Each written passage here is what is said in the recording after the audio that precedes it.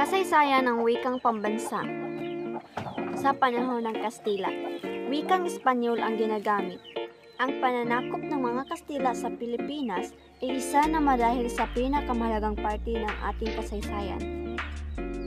Sa panahon ng Rebolusyong Pilipino, pagkatapos ng 300 taon na pananakop ng mga Kastila, namulat ang mga Pilipino sa kanilang kaapihang dinanas.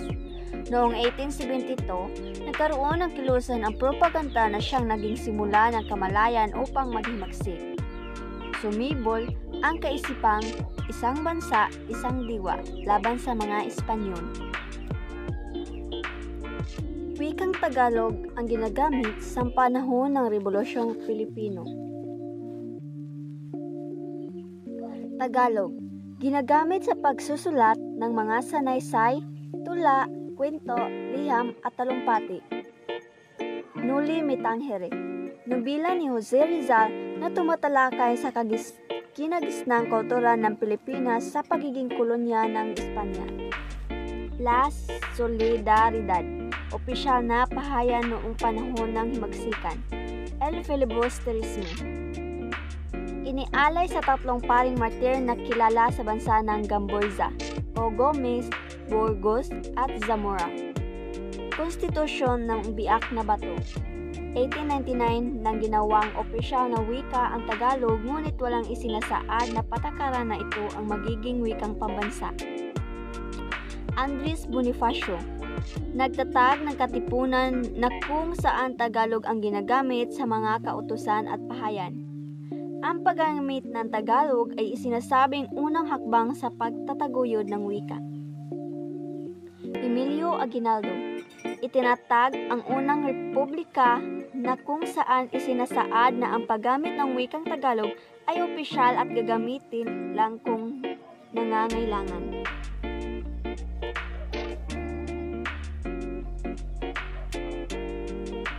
Sa panahon ng Amerikano. Sa panahon ng Amerikano, noong 1898 to 1946, pagkatapos ng mga kolonyalistang Espanyol, dumating ang mga Amerikano sa pamumuno ni Almirante Dewey. Lalong nabago ang sitwasyong pangwika ng Pilipinas dahil nadagdag ang wikang Ingles.